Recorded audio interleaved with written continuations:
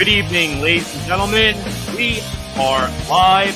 This is Empire State of Baseball, November 6th of the year 2023, episode number 7, which is airing on Twitch, X, YouTube, and powered by StreamYard. Well, we finally made it. We are here today with the very last episode of Season 2. We do have a stacked off-season agenda to run through, though, with everybody. We'll be touching a little bit on the off-season later in today's show with the big Mets news with Carlos Mendoza. More to come on that in a little bit. But before we could even talk about any off-season news, we do have to get to the World Series news, as that capped off the MLB regular season. Texas Rangers defeating the Arizona Diamondbacks by a final series score of 4-1. And listen, got to give the Diamondbacks credit. That's a team that no one thought really had too much of a shot. A couple of us did have them in the playoffs as a possible playoff team early in the year. So kudos to those who did put them in there. But look at the Diamondbacks' path. I mean, they beat the Brewers, the Dodgers, ultimately going against the Phillies, beating them in the NLCS, but falling just short to the Rangers. Not just short. They got blown out by the Rangers 4-1. And Joe, got to ask, I mean, this series, least viewed in television history, 23% decline from 2022. What are your thoughts on this World Series? First with the two teams, and then finally with the decline from last year. Just want to hear your thoughts on that. Yeah, I mean, part of the problem is you have two relatively unknown teams, at least to the general public, in the World Series, especially with the Diamondbacks. I mean, very few people, if any, know any major players on that team if you're not a diehard baseball fan. And the Rangers were kind of, on the peripheral. They're in the same division as the Astros. They were kind of overshadowed even up until Game 7 of the ALCS. So it was kind of the perfect storm. And not to mention the fact that the games weren't just really that good. I mean, if you had gotten into Game 5 and 6 and you had close games and it was tightly contested, you might have seen the ratings start to creep up and get back to level and have interest in the storyline. But there really wasn't. I mean, Game 1 was close. And then the next 4 games were blowouts. The Diamondbacks blew out the Rangers in one game, and then the rest of the games were blowouts in the Rangers' favor. Even the last game was close up until the 7th inning where Gallen was dealing, and then Gallen gives it up, and the Rangers won, 5-1, I think, or 5-0? So, it was kind of the perfect storm. 2 smaller markets, 2 teams that are relatively unknown and not really that compelling of baseball games in terms of closeness. Yeah, Thomas. No, everything went black. It was great. Joe was talking, and I couldn't hear him, and it was like the nicest silence I've ever had on this show. I'll tell you what, Tom's audio went back, which would have been great for the World Series, the viewership. So perfect little segue there. Lack of viewership. Tom couldn't see the screen, so it wouldn't be too far removed from the actual viewership there. Exactly. I mean, with the Rangers and Diamondbacks, and as exciting as it is to see 2 different teams in the mix, obviously you're going to have that issue. And I think last week, you guys accomplished it pretty well with an issue that Major League Baseball might have to face over the next couple of years in trying to determine that the finalists of the Fall Classic deserve to actually be there. They might have to consider what Joe had said last week about reseeding the bracket. Instead of having the hardened tournament, if you reseed the bracket, maybe you'll have those different matchups show up. Or to what Tom's point was last week, in shortening the rounds, going back to the old format, having the wild card in there, or if you go to expansion, having 4 division winners instead. So I think, Thomas, there is a market and definitely a conversation to be had about changing the playoff format moving forward. I agree, but I mean, just speaking on like the viewership, I know I've been mentioning this for a while now, but just with baseball being so regional, Arizona is not a hotbed for baseball. Phoenix is a huge transplant city. There's not a lot of natural Diamondback fans there. And Texas is a football state. I can say that as someone who just spent the long weekend in Texas. I was like an hour and a half from Dallas, from Arlington, And I think I saw 2 Rangers shirts out the entire weekend in Austin. They just don't care about it. And that's because it's not like their big sport. So the locals weren't watching it. And if it's not the big markets, right? Last year we had Philly in there, Philly fans, like that game was probably on in every household in Philadelphia last year. And the Astros have been growing so much. Like they're really the team of Texas. You don't get the Dodgers, you don't get the Yankees, you don't get like the Mets, the Braves, these teams with big followings. You're just not going to get good ratings. It's not like the way it used to be where there was 5 channels and everyone watched the World Series. There's 10,000 ways to watch media now. It just is what it is. I think there was a lack of, there's a lack of feeling towards both teams. It's hard to hate on both teams because they haven't been there in so long. There's no, if the Phillies get in, half of New York is going to watch hoping the Phillies lose. The Dodgers get in, all of San Francisco's watching and rooting against Astros. The Dodgers. We don't really have that with Arizona and Texas. And Texas has never won before. Arizona's kind of like that underdog that snuck in despite the fact that the Dodgers are in their division. So there's not even, from a negative standpoint, there's not a bunch of people rooting against either team. Some Met fans might have been rooting against the Rangers because of DeGrom and Scherzer, but there was no hate for those teams. The Astros get in. All of baseball hates watching the Astros. They're going to watch the World Series like hell to root against the Astros. So I think that's a problem, and that actually can't do anything about that though. That's just how it shook out. I don't think you can't blame the teams for that. It's you hope. I think it's just that like a World. Well, you can understand why there's a lack of viership too. You're not gonna. You hope obviously you're not gonna dramatize. You're not going to script what's going to happen, but yeah, it would have been nice if there was at least like that one storyline that people had a reason to tune in for. Whether the teams met together and had a brawl during the season, there was nothing between Arizona and Texas, outside of a state line. So that's crazy. And I think that the viewership dropped to that level. As well as reseed in the divisions, I think this is going to lend as we go into the new expansion era of baseball.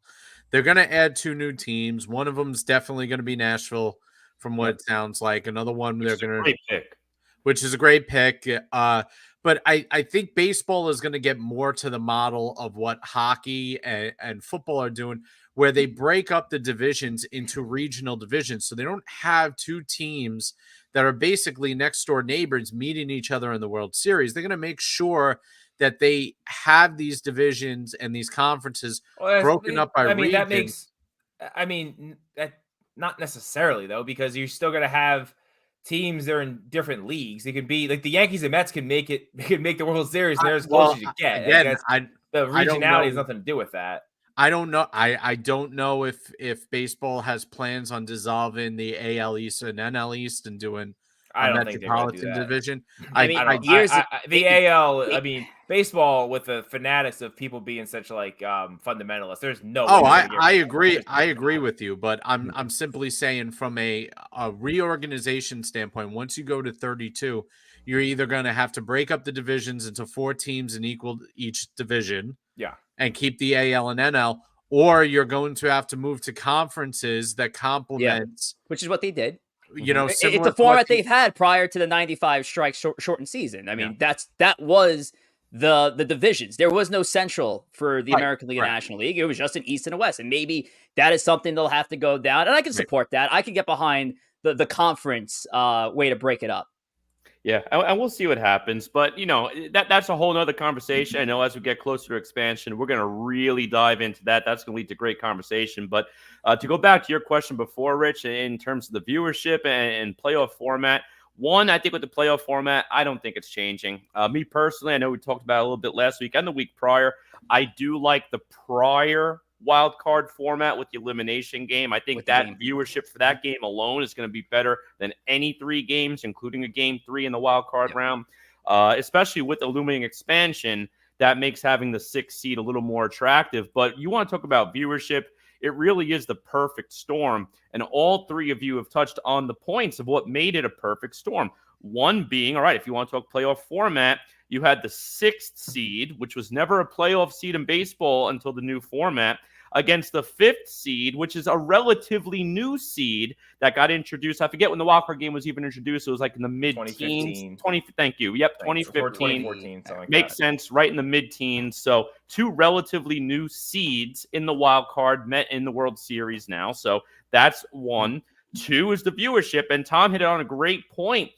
Arizona is a transplant city, one of the newer teams in baseball too, so not as many natural fans, whereas Philly, New York, LA, all these teams have a monumental fan base in massive cities. And then football. I mean, Texas, like you said, is a football state. Game 1 was a Friday night. They have a whole show on Netflix that came out years ago on TV, Friday Night Lights. Texas is the biggest high school football state in the country. Saturday, you got college football. That's game 2. So that's stealing a lot of the viewership right there. I know we all love baseball, don't get me wrong, but we don't live that Texas life. It's a different world. So it was really just a perfect world. Putting all the different elements together led to bad viewership. On top of it, look at the options today compared to 10, 20, 30 years ago. So many different ways to watch things, streaming. How many apps do you have? So there's just so much more to watch. Whereas back in the day, what do you have? Like maybe 15, 20 channels. And obviously the Baseball World Series can be the biggest thing on those channels. So just a perfect storm for why it was so bad. But I don't think they changed the format. It's not getting any better anytime soon. Exactly. It's not going to. Exactly.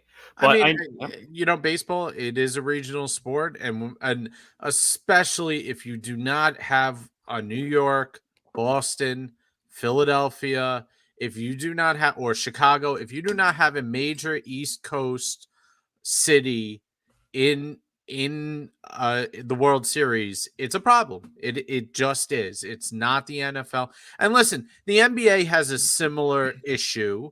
If the Indiana Pacers play the Utah Jazz, people aren't watching that NBA Finals. It's not localized. The NFL is the only sport that is immune to what city it's coming out of in terms of their Super Bowl.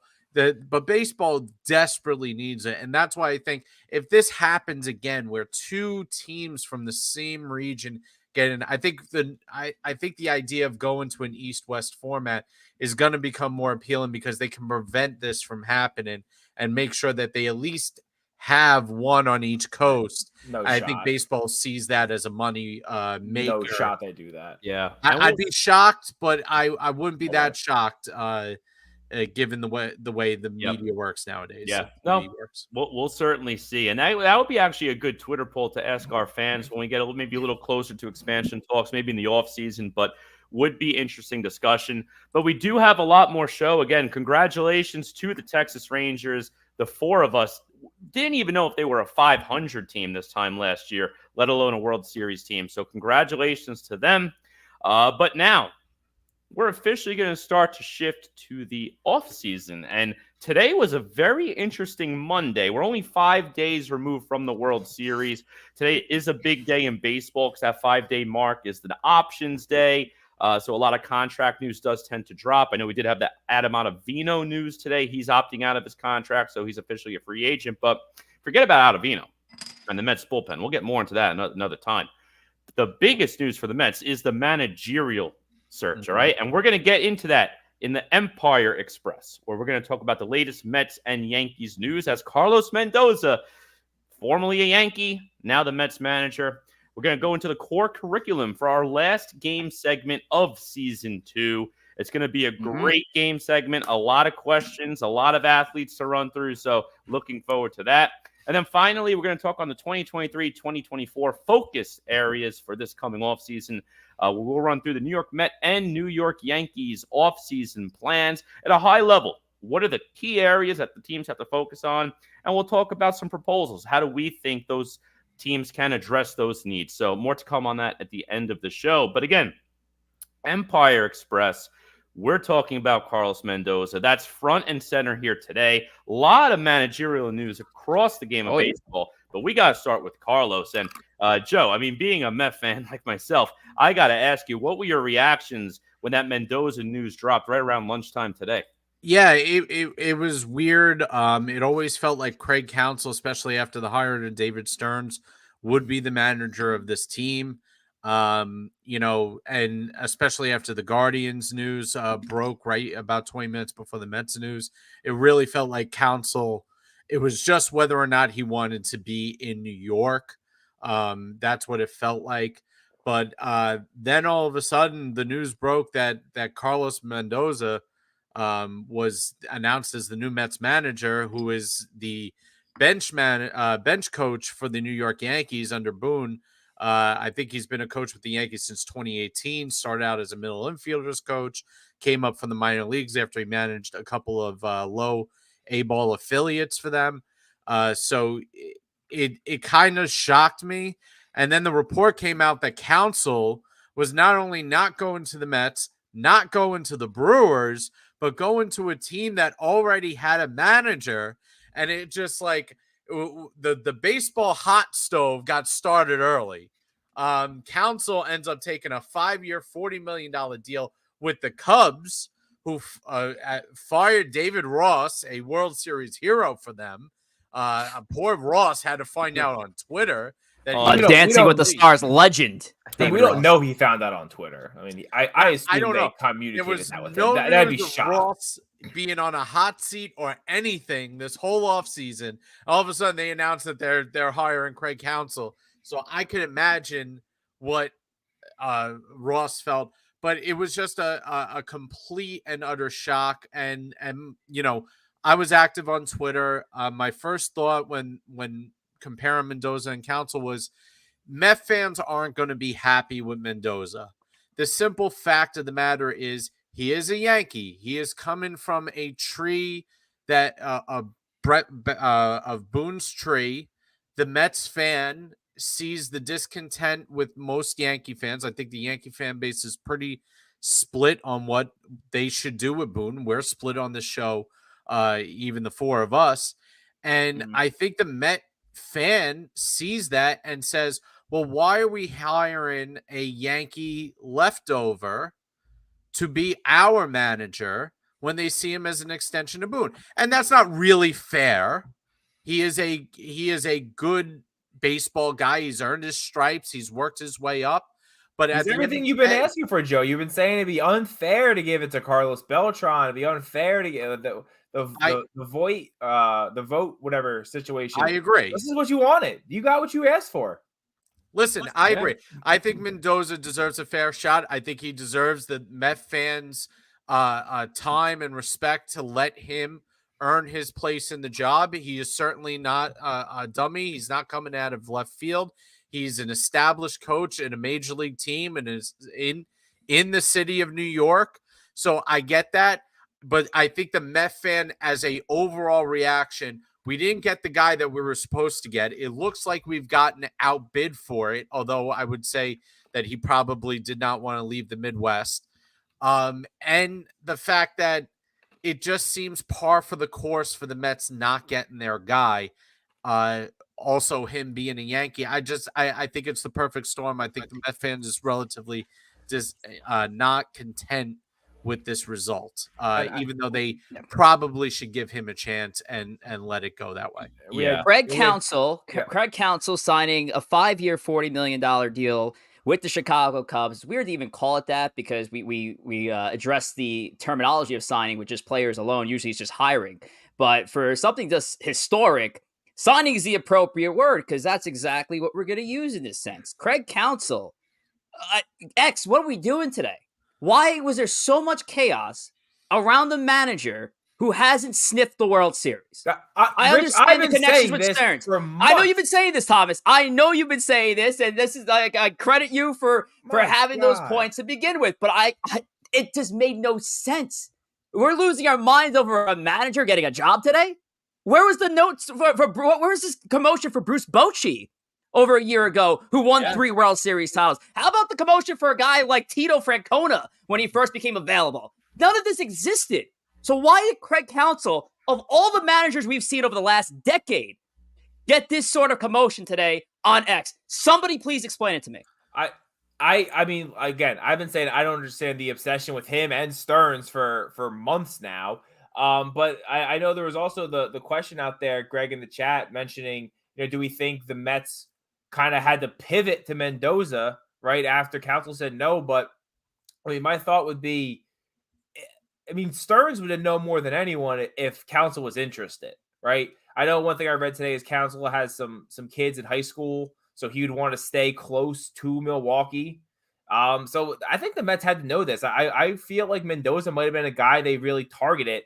I don't think Counsell, they probably knew Counsell was out the second Stearns came because he probably told them, that I'm not going to New York. I'm not comfortable with that. You know what? I think it came down to the fact that were Milwaukee or another team in his region going to Matt. I think he always assumed that the Mets would give him the best offer. I think that Counsell basically said, okay, can I get one of the teams from home to either up the offer or match what the Mets and Stearns are going to give me? I think Stearns and the Mets basically brought him in and said, the job's yours if you want it. What's the price? This is the price. I think Counsell, he's from South Bend, Indiana. If you look at the back of his baseball card, he's never played in one of the big cities for the most part. He was a Milwaukee guy. He played in Arizona. I mean, it's not like he ran through New York and the Dodgers and Philadelphia throughout his playing career. He might just be a Midwest guy. But I think he used the Mets as leverage to get what he wanted out of the two teams that he wanted to go to. And in reality, I think it was probably Milwaukee, the Cubs, and the Cardinals are the teams he probably would have been interested in. I think he was probably just shocked that so many teams want like a pretty average manager. Like, oh my God, you want to pay me this much? Listen, I've done nothing. It's not like we're talking about Joe Torre here. I mean, come on.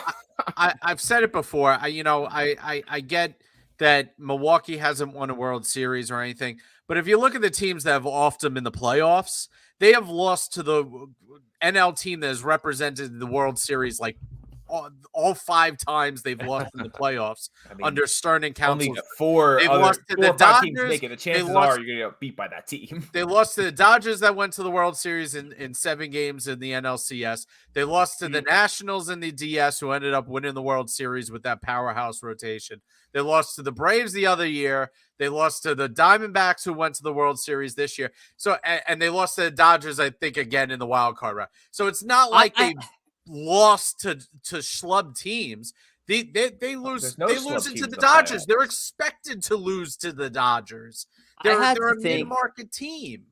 So I think the last projection of them being on a talented team is better.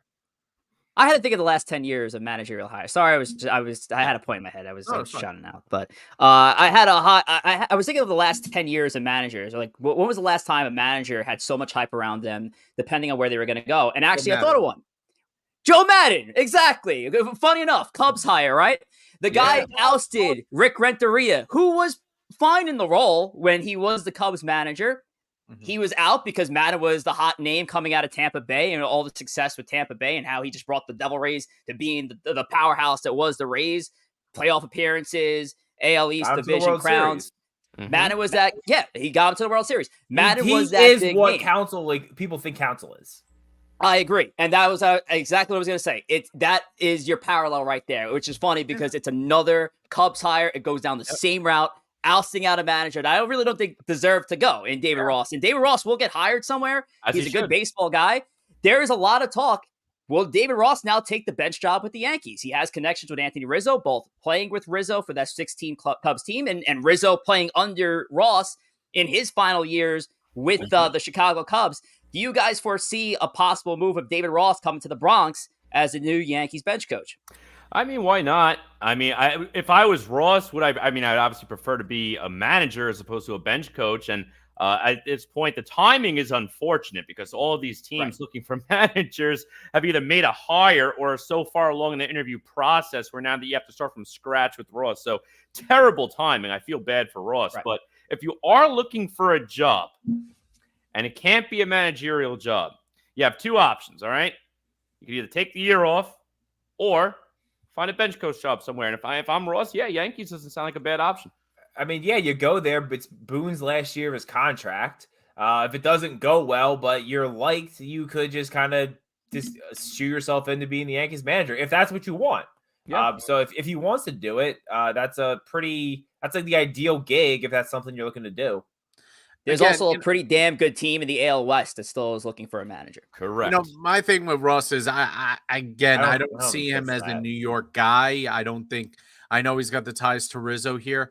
There's several jobs that are still open, including the Milwaukee job, which he just got ousted for.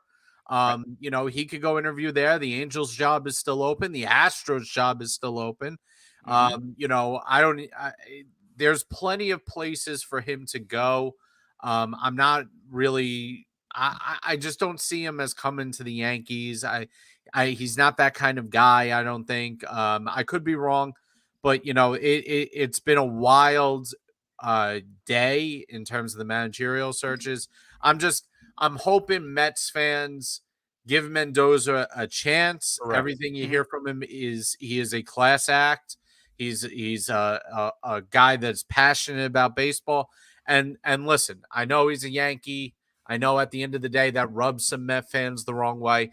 But, we got to understand that some hires aren't sexy and some hires don't need to be the sexiest. Correct. Mickey Callaway was a sexy hire. Little did we know he had other things in his mind while being a sexy hire. Mm-hmm. Luis Rojas was seen as this up and coming guy.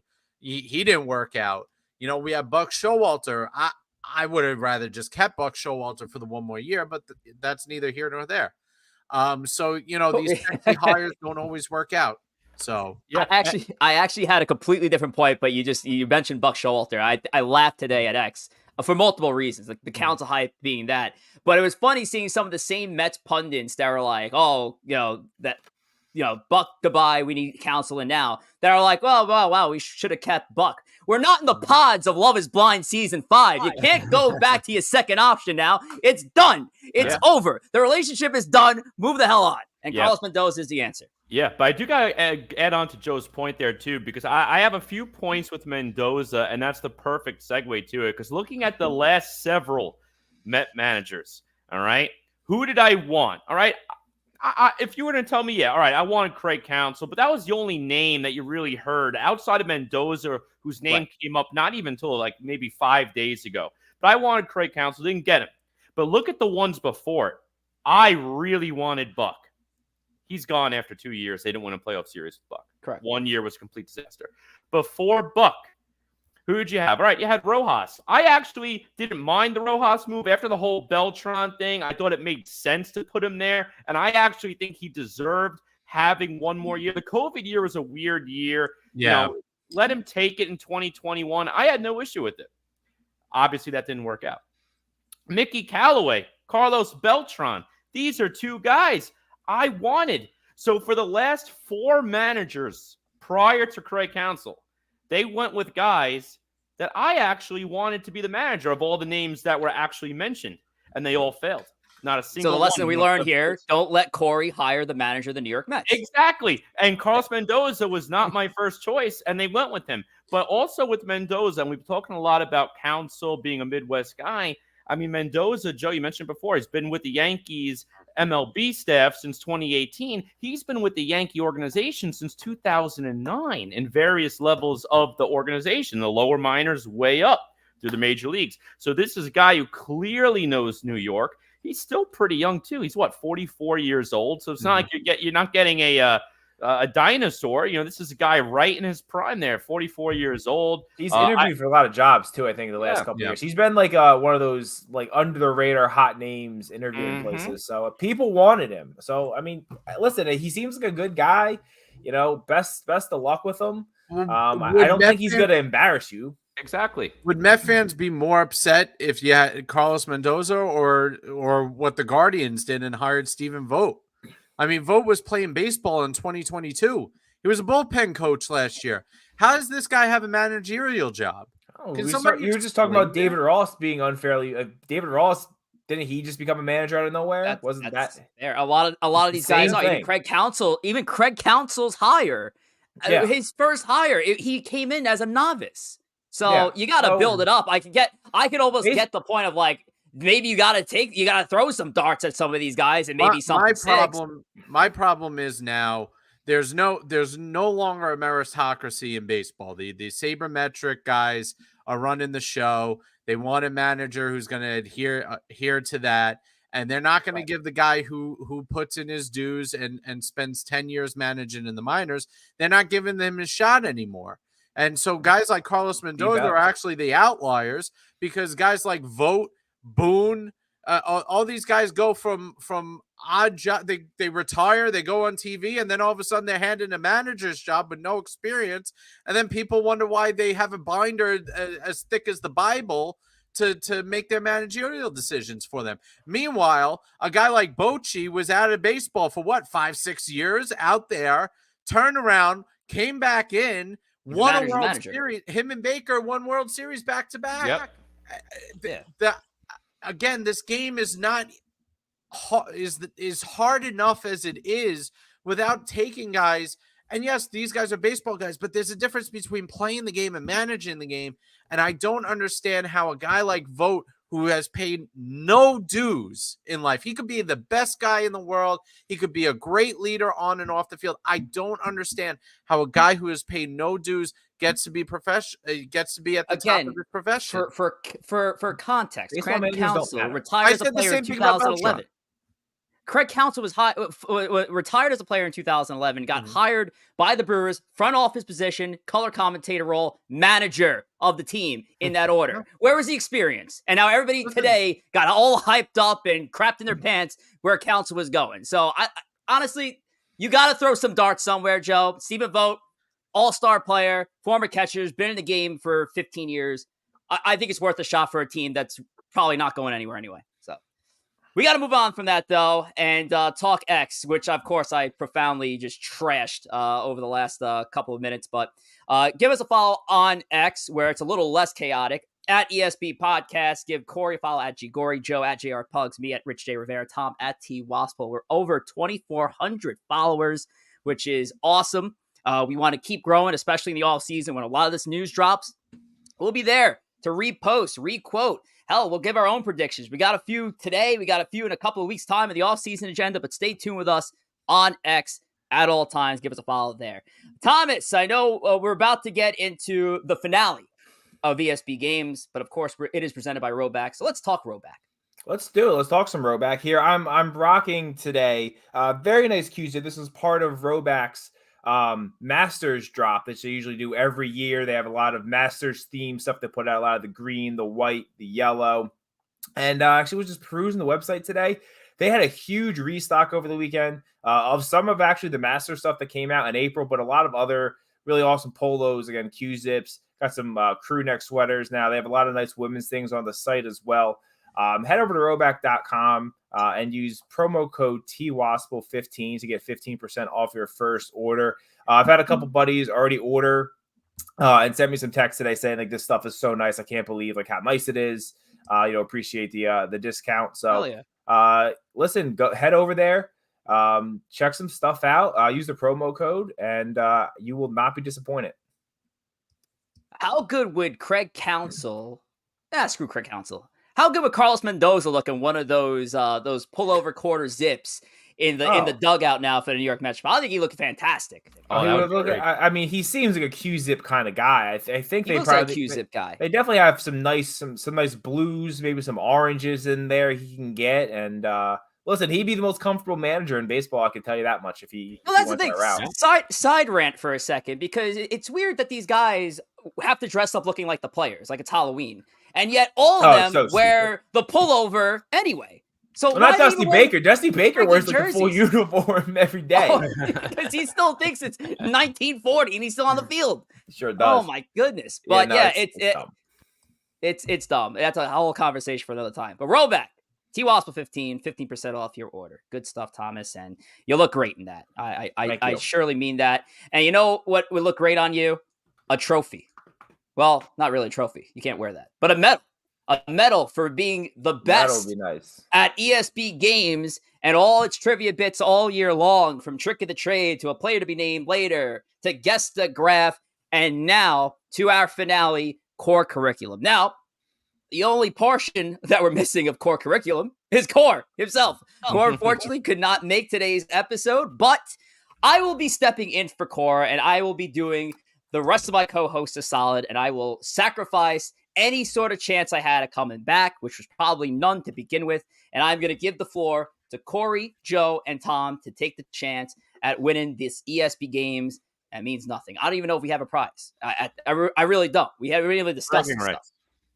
Bragging rights. I like that. All right. So for bragging rights, we have core curriculum to finish things off. So I'm going to kick this off. We got a lot of multi-answer questions today. We're going to start. We just talked about the guy just now when we were talking managers, but this question involves Mr. Bruce Bochy. Who better than Bruce?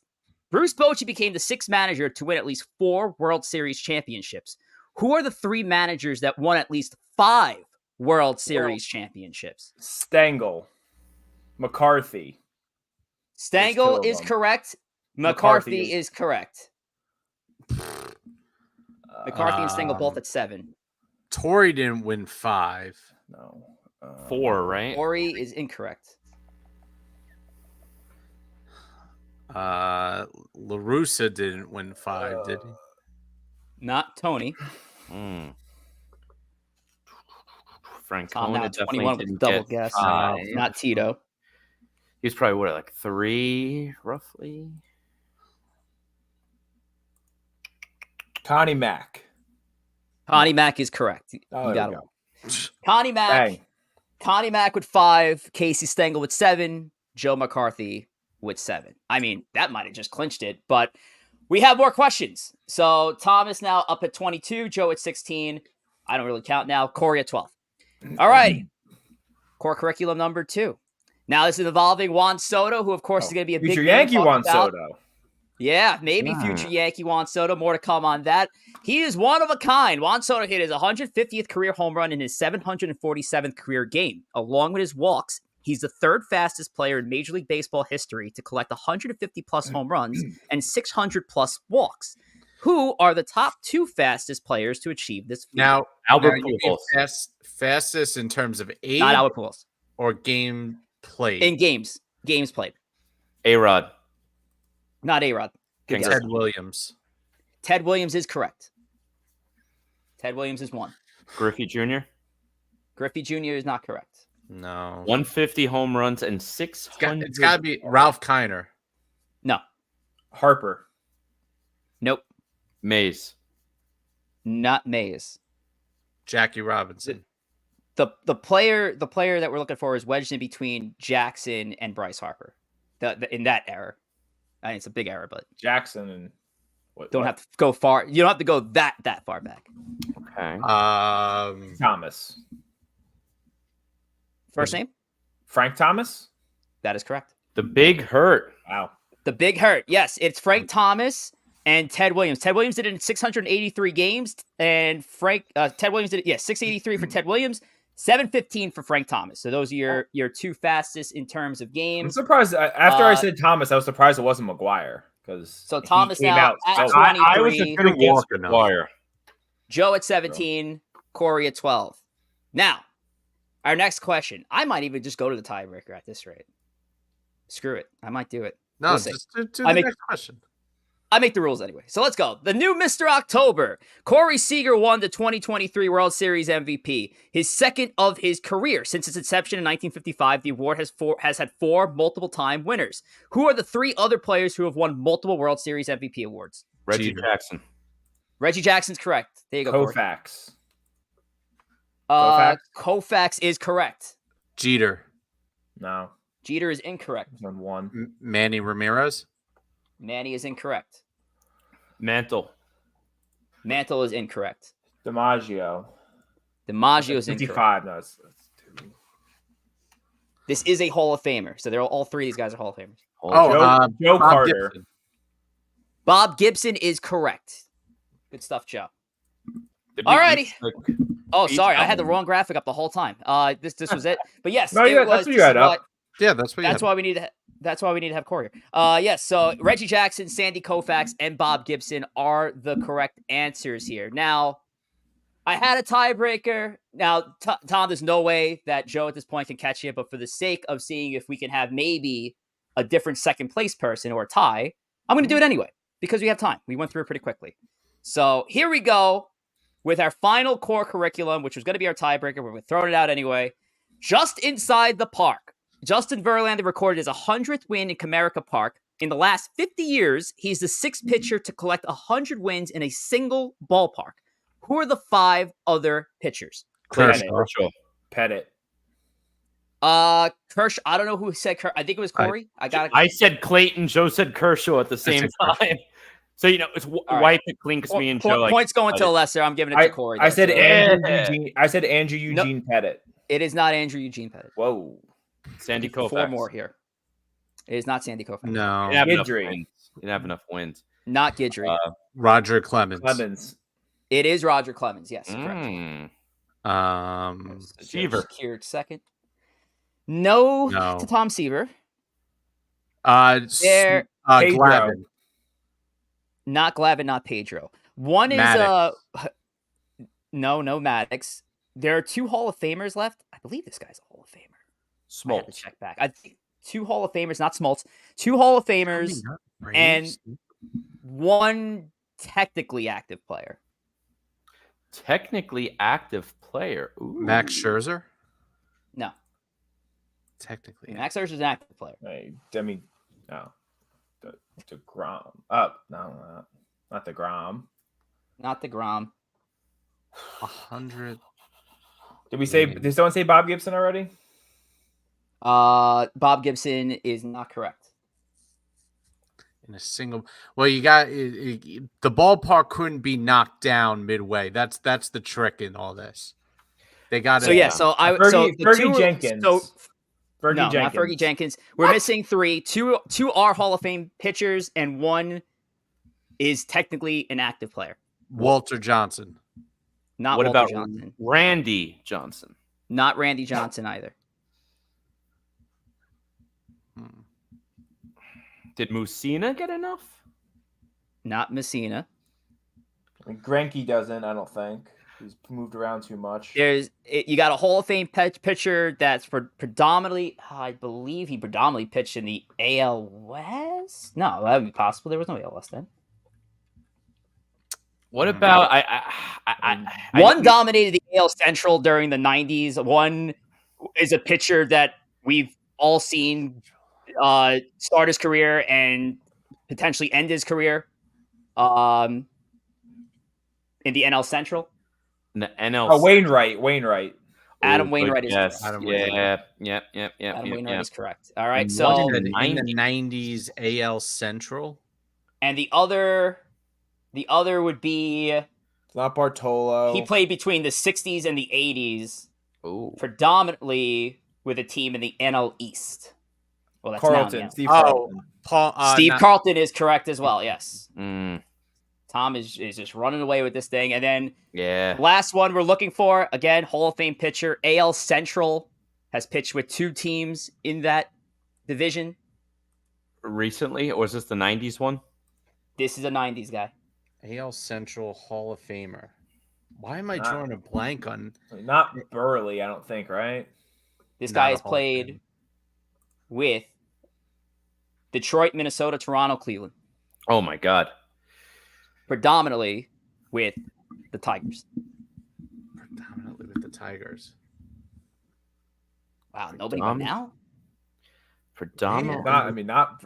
I'm drawing a blank. You guys are drawing a blank on this. Not Jack Morris. It is Jack Morris. That's correct. Oh. Yeah. Jack Morris there you go. is the correct answer. I didn't say 80s. Steve Carlton was my 80s guy. No, you Jack said Morris 90s. was my 90s guy. Yeah, I did. Morris he's is 90s. more of an 80s guy.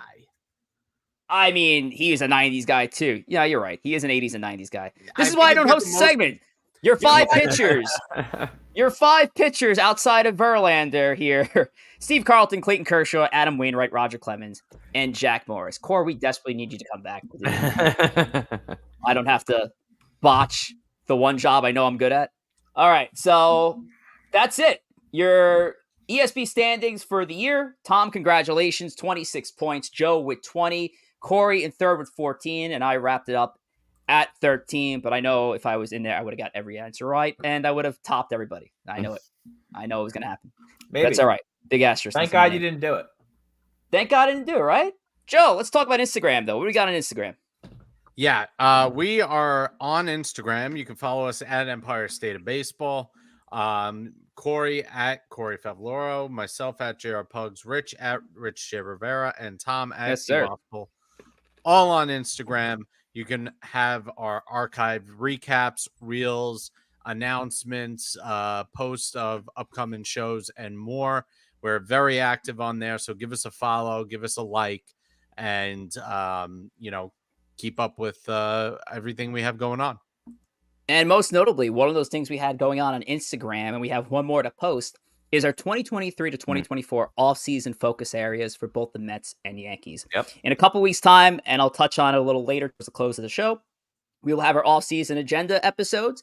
So these bits on Instagram, and even X for that matter, is a good prelude to what we're going to be discussing in a couple weeks' time on a bigger scale, on a more analytical scale, when we deep dive into what we need to do to fix these rosters for both the Mets and the Yankees. However, over the last few weeks, we've been revealing our focus areas and our simple, generalized, what areas should the Yankees and Mets address come this offseason? So, Corey, I'm going to toss it to you.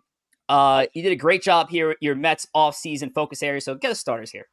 Thank you. Yeah, so I'm going to start off with focus area number 1, and this is one that really needs a lot of new faces out there. How they do it, TBD, but the starting rotation.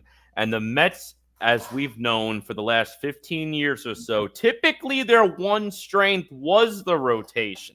There was a time you'd be lucky they scored 3 runs a game, but you knew they were getting maybe 1 run or less given up. That rotation is no longer in existence. They only have Kodai Senga, who was phenomenal, and an often injured Quintana in the rotation for next year.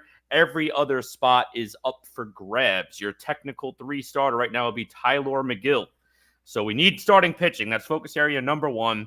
Number 2, I think they need one more power hitter. I was actually a little surprised that they did finish 10th overall in home runs across MLB, and a lot of that has to do with having Pete Alonso in there, who we'll get to in a moment. But I do think they need one more power hitter in that lineup. Lindor and Alonso, yep, you have a nice 1-2 punch right there, but there really isn't another masher in there. They need one more slugger to give the threat of power. And then finally, have to address this Pete Alonso scenario. I do not want a scenario like the Yankees last year with Aaron Judge, where it went through the whole season and into the offseason. I don't want no Arson Alonso situation to come up this year. Let's get it locked up before it happens. I mean, this guy, you think of the New York Metropolitans right now, Pete Alonso is probably the first name that pops in your mind. So I want to get Alonso locked up. What that contract will be, TBD, but those are my 3 areas for focus right now.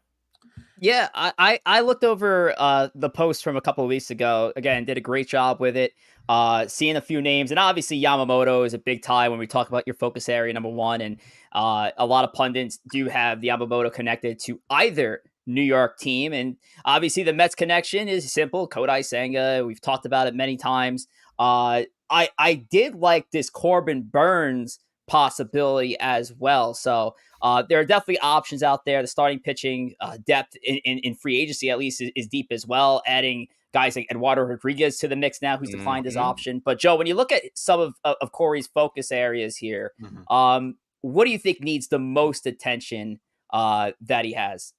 Yeah, I think the starting rotation is definitely, and you're going to see mine in a minute, but Corey's right. This is no longer the Mets of the last decade where they have a dominant top of the rotation. The Mets, for as long as we can remember, going back to probably 2013, have had a 1-2 punch that is as good as anybody's in baseball. First it was Harvey and Wheeler, and then it was some combination of DeGrom, Harvey, the Syndergaard, and then Wheeler came back and Harvey went away. And then even after DeGrom and Wheeler left, you had Verlander and Scherzer, you thought, and that didn't last very long. So the Mets have to rebuild their starting rotation basically from scratch. Senga's a positive sign. We hope Yamamoto comes over here. But after that, it's Quintana, Peterson, and McGill. And Peterson and McGill proved this past year that neither can be relied upon to be anything more than a 5-starter at this particular moment. So they're going to have to earn their spots in the rotation.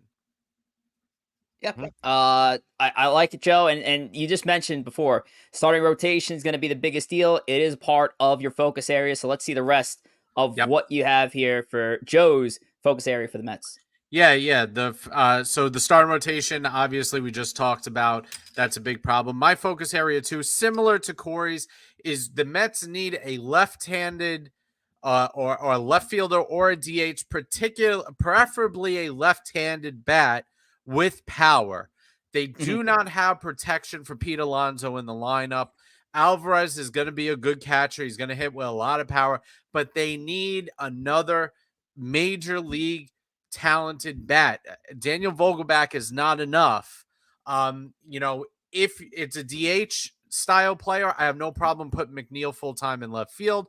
If it's a left fielder, DH can be open to rotate players in and out and give you that flexibility you need, but you need a power bat. Juan Soto trade comes to mind, or somebody in that nature. I think that's really missing. And if you can't be a pitching heavy organization anymore, you're going to have to start out hitting other teams. And the Mets are one bat short of being able to do that consistently. And then my third focused area is late inning relief. Listen, we're getting Edwin Diaz back. He's the closer. We all know that. He's great. Brooks Raley did a very good job filling in last year. He picked up his option was picked up. He's coming back. The Mets, but he's a lefty specialist sometimes. Sometimes it can be bad. The Mets need a shutdown, eighth inning setup man, and they need another guy, another two arms that you can trust in that bullpen. Right now, it's Diaz and Raley. You need another two guys, and I want a premier setup guy. I don't know exactly who that is, but that's what I think we need going forward, and that's what I think the Mets need. Yep, and I know the two names that immediately come to mind. Now I'll pass it right back to you, Rich, because I agree. The big news today was Ottavino left. And listen, Ottavino is no longer a premier setup guy, but at least that's a guy, seventh inning, close game, put him in, hope for the best.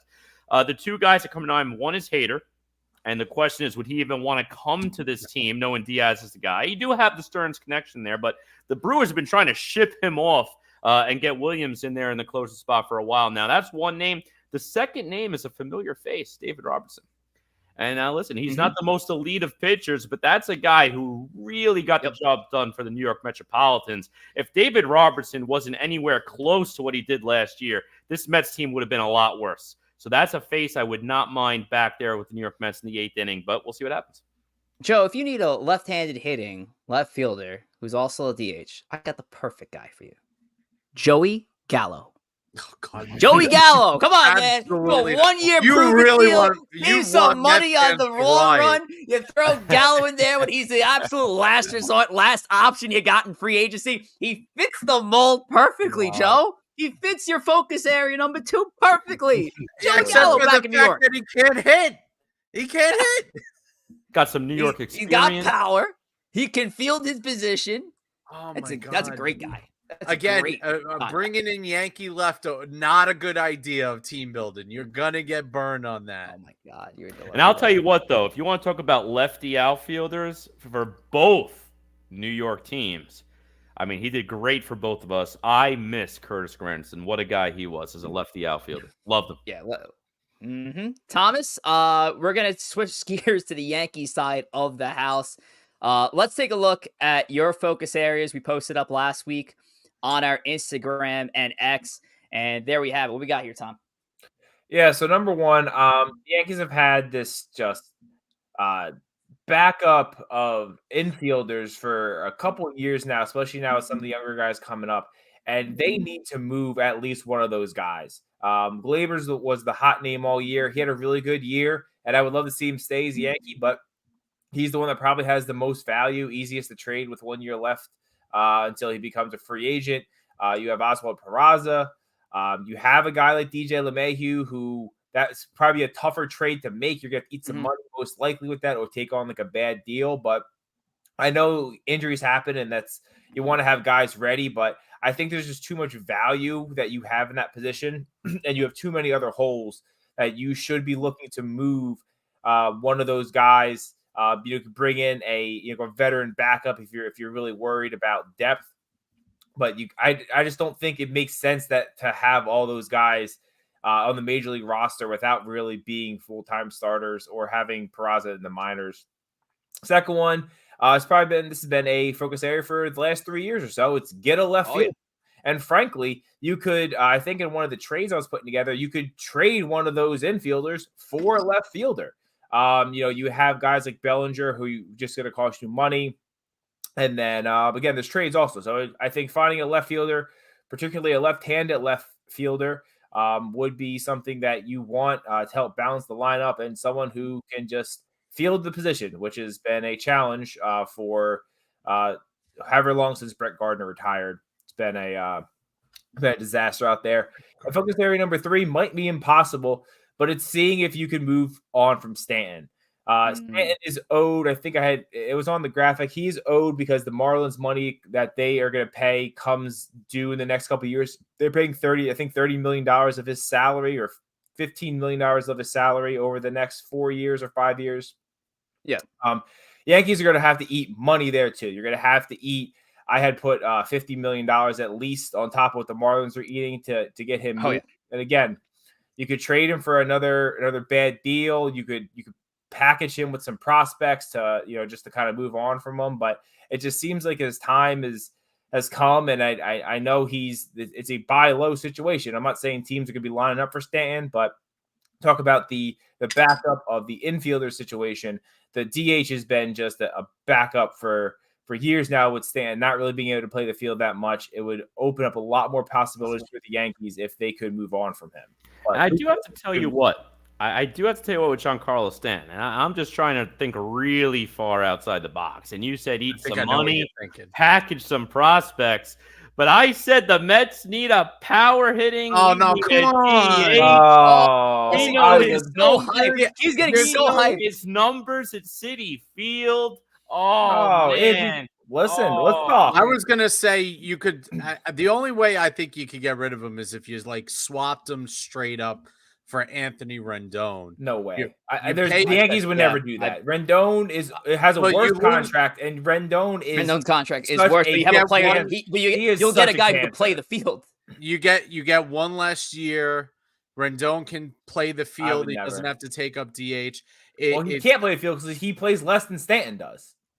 That's true, but he's such a bad clubhouse guy. Stanton's a great clubhouse guy. I don't think the Yankees would do that. I think listen, when it comes down to it, and there's also a big albatross of the whole thing, is Stanton accepting a trade anywhere. He's got a full no trade clause.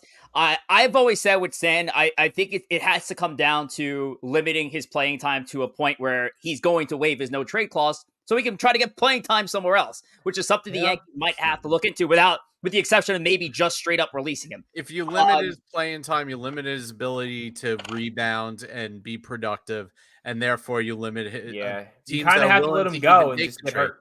The bottom line, gets hurt, then you get the insurance money. The bottom line is the Yankees are stuck with them. They for the next 3 years. I agree. He is going to be on that team with no relief. That's just, unless they cut him and say that's it. But as long as Hal owns the team, I doubt that's going to happen. It's too much money. Tough call. We'll address the Stanton situation in a couple of weeks. Real quick, I'm going to get through my focus areas, which was posted up a couple of weeks ago on the Gram and X. Heavy emphasis on left-handed hitting. Listen, you have Yankee Stadium with one of the greatest advantages, no matter how you slice it, in sports, with that short right-handed wall. How do you not have more than one or two consistent left-handed hitters in your batting order? That with one of the best advantages you could possibly ask for. I put the emphasis on contact first, then power. I think the Yankees could use more contact, more consistent Cody contact. Bellinger. I mentioned Brendan Donovan as an option. Well, I honestly don't even know if I could group Bellinger in the contact field more than I can group him in the power field. But for contact purposes, perfect. I think he would be great for Yankee Stadium. And thinking about if you have him as your center fielder, Rizzo hits free agency, they move on from Rizzo. Now Bellinger assumes the role as at first base. I think it is there's a reason why most pundits are linking Bellinger to the Yankees. It's reasons like that. Absolutely. I like guys like a Donovan. If there's a trade, I think it's going to cost a lot to bring a Brendan Donovan in. Jung-Ho Lee. I do like that. Jung-Ho Lee, out of Korea, the left-handed hit. A lot of comparisons to Yoshida. I do like that. And of course, the big bad wolf with Juan Soto. I know we're going to get more into the possibility of Juan Soto. I know there was a quote from AJ Preller earlier saying that he's probably not looking to move on from Soto. I'm calling BS because the Padres need to cut money. And Soto's owed a record-setting $33 million in arbitration next year. Obviously, that is an enticing gamble if the Yankees want to go down that route and sacrifice a lot to get this guy for 1 year and hopefully an extension later. Back-end starter, though. Focus area number 3. While there's a lot of attention on guys like Yamamoto, I think for the Yankees, listen, at the end of the day, Carlos Rodon, nightmarish first year. But you're paying this guy to be your number 2, your ace 2 to Gerrit Cole. You need to hope that this guy can show you something. I think what the Yankees need is stability, and that's certainly what they did not have last year between guys like Severino and Montas and even Cortez. They need a guy who's going to be there, who's going to draw the ball every 5th day. I think a back-end starter is a big deal. What do you? Sorry, Joe. Yankees have been linked to Yamamoto. I can't see the Yankees doing that with Joe can't see it because he always can see him being a Met. Joe has orange and blue tinted glasses on right now. No, I'm just going to be honest. I don't see the Yankees signing another guy who's right now is projected to make $200 million. I don't think it's the right touch point. I think, listen, you put that gamble in Carlos Rodon. You need to sleep in your bed. You need to sleep in your bed with Carlos Rodon next year. You're not going to get now the pitcher wedged between Cole and Rodon. That's simple. You got to go in your rotation with the thinking that it's going to be Cole, Rodon, Cortez, King, maybe Schmidt if he doesn't get moved. I know he's out of options. That's why I like the idea of a Kyle Gibson. Maybe give him a 2-year, come on over. You're already used to the American League East. I like the idea of a back-end starter who's going to give you stability. I do not like the idea of giving a prove-it deal to Montas or Severino when they have proven time and time again that they cannot stay on the field. I want to throw one name out, and that's actually for the whole group. Yeah, because I know we've a lot of us have mentioned starting pitching for all our teams. Trevor Bauer. No, absolutely. I'm good. I had to do it. Listen, the Yankees made a statement. The Yankees made a statement a couple of days, Corey, by letting Jimmy Cordero and Domingo Germán go. Just said, you guys are arbitration eligible. You guys screwed yourselves over. You guys are bad for press. You're gone. They did the right thing. There's no way the Yankees would make that move. Bauer needs to go someplace where nobody cares. Arizona Diamondbacks. What I've said for years, a team that's hated like the Astros. Or a team that's hated. You cannot go. If you put him in New York or LA, it's going to be a PR nightmare. You can't do it under zero circumstances. I don't care how talented he is. Listen. We're going to go more in depth into this. The Jet game's on in a few minutes, so we're going to wrap this up going away. Wow, Joe taking control. Wow, Boy, for the first time all season. He watched this Jet game. All right, Thomas, real quick, talk about Twitch or YouTube before Joe has a stroke. Sure, yeah. So hopefully you're watching us live, and if you are, you're watching us on Twitch or YouTube. Or you watching us live on X, I guess.